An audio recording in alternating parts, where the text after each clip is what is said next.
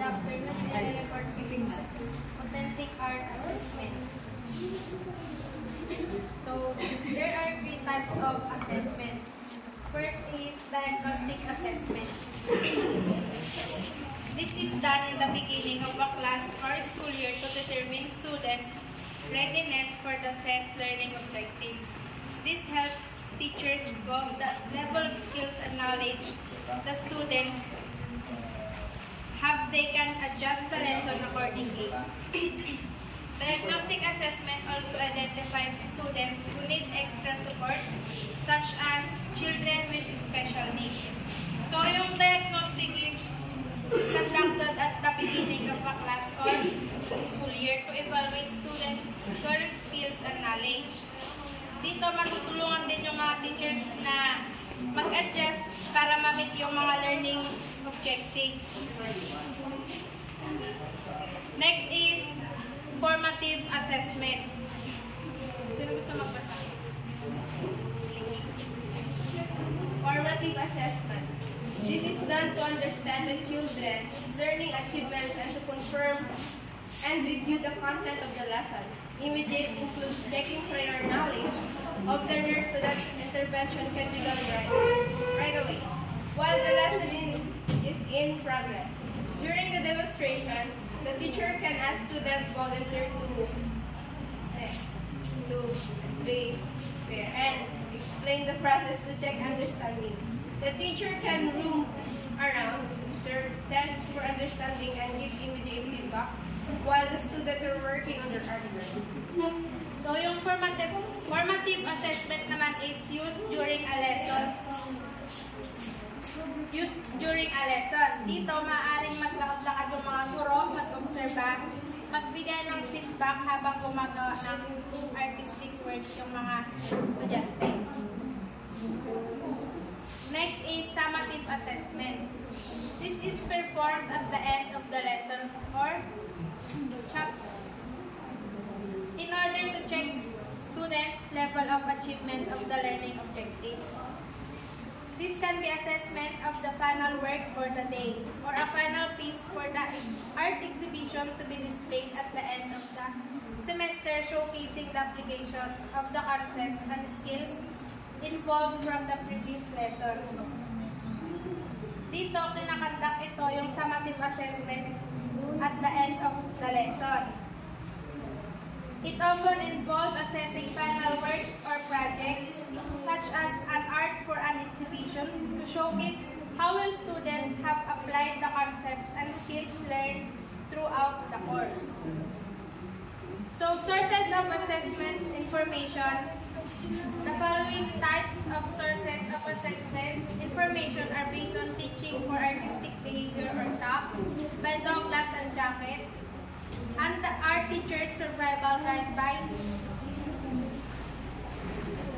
First is observation. Observation, authentic assessment in art starts from the student's way of thinking toward his or her work. Art teachers should take into consideration their observations of the child's attitude, discipline, engagement, and creative process. Evidences can be teachers' checklists, notes, videos, and photos. So, itong observation is nagpo-focus sa understanding of students' approach and mindset towards their work. Dito, yung teacher mai-evaluate yung attitude ng mga estudyante kung paano sila mag-create ng arts. Yung magiging evidence nila is ng mga teachers is checklist, notes, videos, at photos, which help capture and analyze the students' development and involvement in their art projects. Next is conversation. Young students, especially those in kindergarten and primary grades, are still learning how to communicate their truth into picture or words. Sometimes looking at their work is not enough to understand what they are trying to say, so it's important for the art teacher to ask questions and listen closely to understand this concept. Children should be encouraged to explain why and how they came up with the idea or choice. Conversation can be done on one peer table group or whole class discussion in structured or informal way.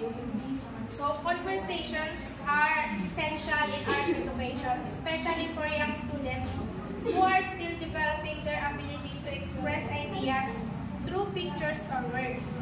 Since their artwork alone may not fully convey their intentions, art teachers need to ask questions and listen closely to understand their thought processes. So dito may encourage yung mga batang gumawa ng artwork to explain their ideas and choices. Pwedeng maging one-on-one discussion, peer table groups, or whole class discussion. Next is artworks. Viewing student works can be done by the art teacher before or after school. Evaluating works of art takes time, especially if the teacher has to take note the use of media, techniques, and apply concepts. Authentic assessment art means using the actual work as basis for evaluation and not written multiple choice exams which are easy to grade and record. So, this process takes time as teachers assess the use of media, techniques, and apply concepts. Authentic assessment in art relies on evaluating the actual artwork rather than using written multiple choice exams, as it provides a more accurate reflection of students' skills and understanding. Next is individual plates and projects. Students' individual works are usually a plates. Projects are more commonly referred to as plates that would take long than one session to make. Projects can be individual, pair, or group. So, individual plates refer to students' single pieces of work, often completed in one session. Projects, on the other hand, are more extensive assignments that typically take longer to complete and may involve individual, pair, or group work. Next is portfolio building. A portfolio is basically a curated compilation of projects. In a classroom setup, a student portfolio is the best and more efficient way to organize and track students' progress. It contains students' works from the beginning of the year up to the final grade.